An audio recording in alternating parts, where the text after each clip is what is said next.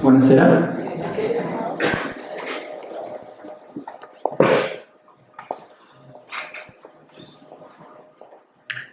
Abbiamo tutti una mano. Prendiamola.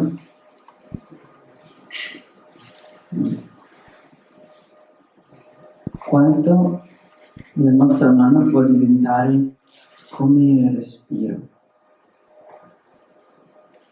Quanto la nostra mano può raggrinzire come una foglia, accartocciarsi, farsi ramo e respirare. Questa danza è una danza che fa respirare ogni cellula che noi abbiamo. Sì, abbiamo una responsabilità. Abbiamo una responsabilità verso tutto quello che esiste, ma abbiamo una responsabilità verso tutto quello che non esiste, che non è potuto avverarsi.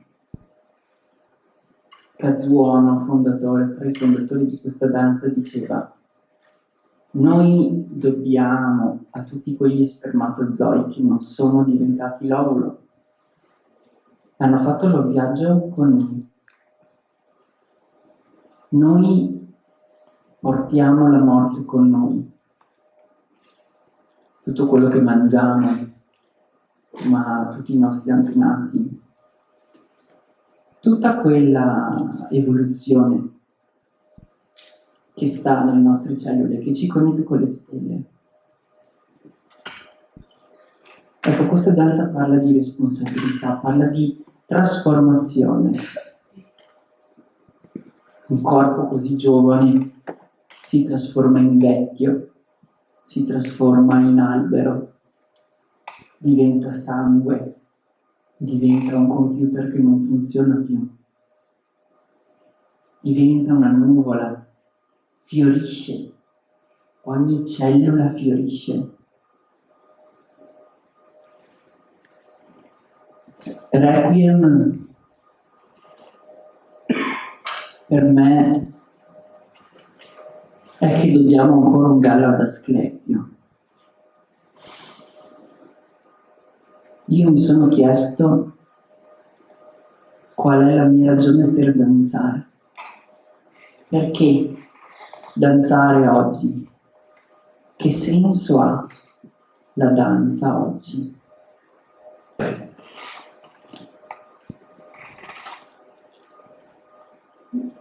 Ha senso tornare alle nostre origini, capire come è nata la danza.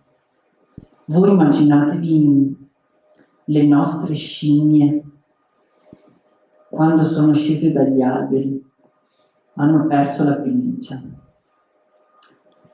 e si sono radunate attorno al fuoco, hanno scoperto il fuoco.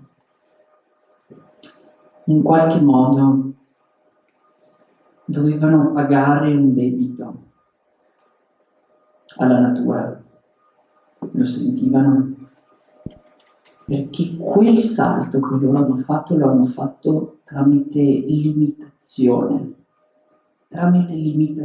delle fauci, delle fiere che li predavano. Hanno inventato l'arco, hanno inventato la lancia, hanno reinterpretato i denti, no? Di questi predatori e sono diventati predatori dei loro predatori. Ecco, c'era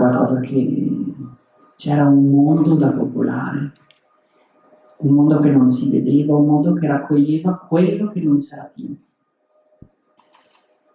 che per colpa forse o per altro doveva essere popolato. Lì nasce la danza, lì nasce il rituale, lì nascono le storie attorno al fuoco. Queste pelli tese diventano tamburi, ritmo, musica. e subito danza. E oggi forse ci siamo dimenticati di questo. Forse oggi siamo lontani dalle nostre origini, lontani dal rituale, lontani da dare devozione alle cose, a vedere la spiritualità nelle nostre azioni. Oggi abbiamo il fuoco, il pixel nel nostro smartphone. Ecco, se ha senso per me danzare oggi, è per ricordare dove nasce il fuoco. E ricordare che la danza non è spettacolo. La danza non è solo spettacolo. La danza non deve mostrare niente per forza. Non c'è una sola danza, di sicuro. Ma la danza che a me interessa apre porte, spalanca l'invisibile, ci avvicina al rituale. Questo è Furia. E poi c'è la danza Buto. La danza Buto nasce nel 59 da Tatsumi Hijikata in Giappone. Immaginatevi un Giappone che esce dalla seconda guerra mondiale con una costituzione imposta.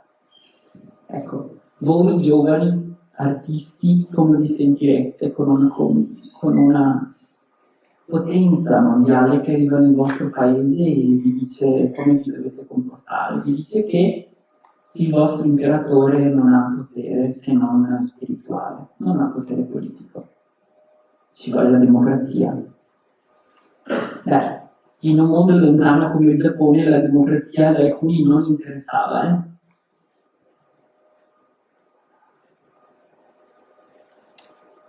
Ecco, la danza Buto nasce in questo, nasce anche nell'interesse di Tatsumi Hijikata di fare la rivoluzione. Siamo nel 59, però lui porterà una grandissima performance proprio nel 69. Quindi siamo in quei giovani culturali che in tutto il mondo hanno fatto il 68 e il 69. Siamo anche in quel contesto politico. Siamo in un Giappone che guarda all'espressionismo tedesco, che guarda al surrealismo, al Dada, guarda a Jean Genet e i suoi romanzi. Quello che mi interessa portare del Buto è il suo animo Revolt of the Flesh, la ribellione della carne, proprio del corpo fatto di carne. Questo era il messaggio di Tatsumi Hijikata, che nel 59 porta Kinjiki, Forbidden Colors, colori proibiti sul palco.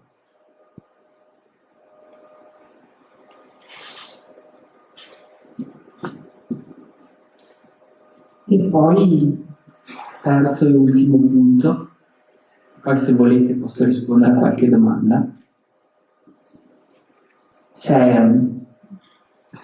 C'è proprio Platone che tramite la bocca di Socrate dice: ehi, in punto di morte, dobbiamo ancora un gallo ad Asclepio. Il gallo ad Asclepio si dava quando ci si curava da una malattia. Quindi in punto di morte Socrate dice: grazie, Dio Asclepio mi sta curando dalla malattia della vita. Ma non so se questo sia particolarmente interessante. Quello che interessa a me è che ce ne vuole di ironia per accostare la vita alla morte. Ce ne vuole di ironia per arrivare alla fine della vita e dire: ok, sono morito. E ce ne vuole per esprimere con le proprie parole devozione a un divino.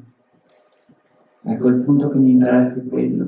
Mi sembra che Socrate voglia dirci che abbiamo bisogno di connetterci con questa cosa. Abbiamo bisogno di esprimere devozione Io credo che sia nelle nostre cellule, nel nostro DNA. Grazie.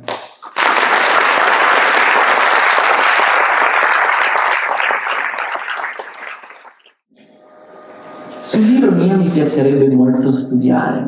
Forse qualcuno in sala è più preparato di me nel spiegare cos'è l'ironia, però io vi porto un'immagine, cioè una scelta coreografica. C'è stato un momento questa sera dove mi sono toccato alla Michael Jackson. Lunga vita Michael Jackson. E questo è un taglio. È un'occasione per cambiare l'energia. È un'occasione per colpire con qualcosa e fare un twist. E quindi se prima magari era tutto etereo, improvvisamente tutto diventa brutto, o tutto dopo prende di nuovo aria, o si sporca con una macchia, con un gesto che non era così scontato, no? Che uno magari non si aspettava. Ecco, l'ironia è questo, per me, è un'occasione di cogliere il paradosso della vita e dell'esistenza in generale. È quel twist che ti fa dire, ok, siamo vivi e siamo morti contemporaneamente.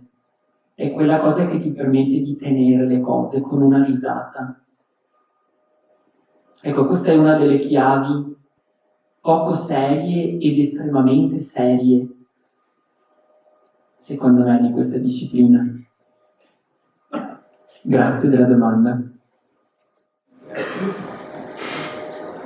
Allora, come sono venuto a conoscenza dell'alchimia? Non lo so.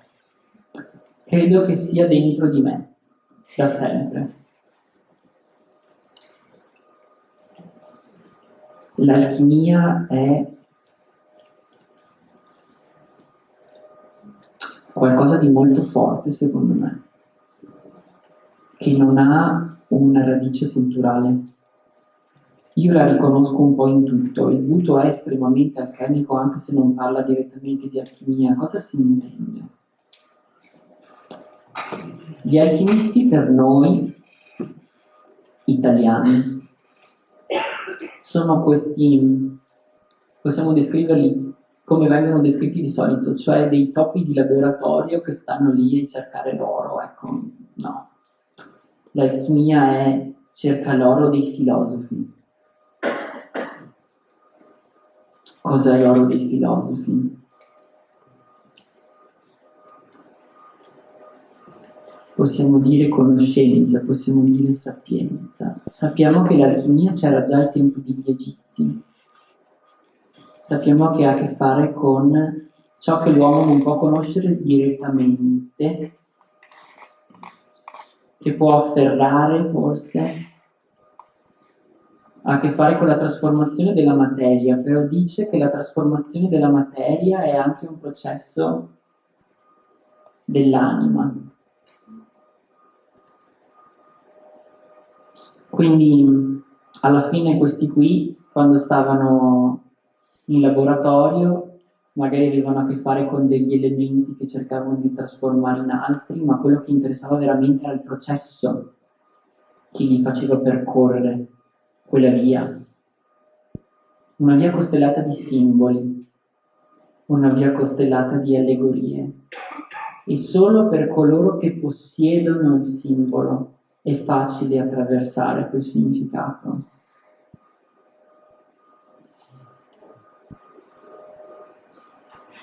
Con i nostri allievi stiamo facendo un corso, quindi si mettono a ridere perché appunto andiamo avanti con queste cose. Non riesco a essere più chiaro di così, perché sennò andrei contro alla simbologia alchemica. Di certo è qualcosa di estremamente vivo, ancora oggi. Quello che dicevano gli alchimisti era che il loro oro non era l'oro delle persone volgari. Non è l'oro che noi indossiamo con i gioielli.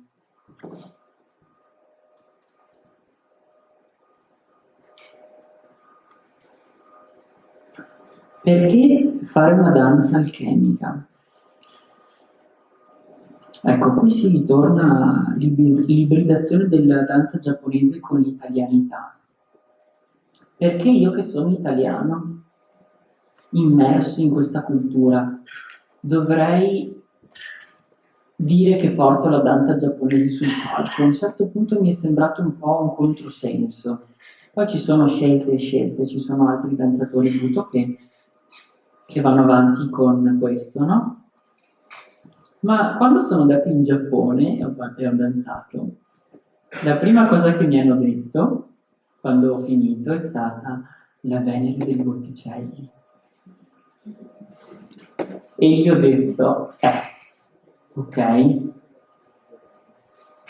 io sono italiano e trasmetto quello che è l'arte italiana.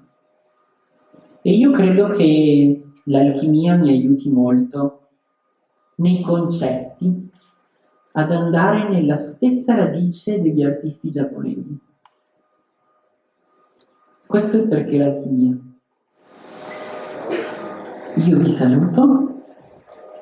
Se volete, fuori c'è il mio libro. Se volete seguirmi, sono dovunque, sui social e su online.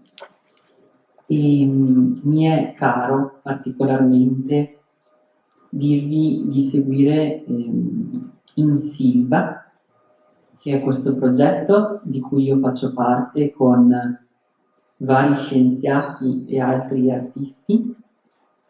Cosa facciamo? Giriamo per i boschi, portiamo nei boschi le persone durante l'estate e spieghiamo cosa significa il cambiamento climatico con degli scienziati e degli esperti che parlano con cognizione di causa su quello che sta succedendo rispetto alla loro disciplina. E ogni incontro è anticipato da una danza o da una musica. Quindi se volete partecipare, sempre gratuito, e gireremo anche quest'estate tra maggio e settembre nei nostri contesti naturali. Grazie.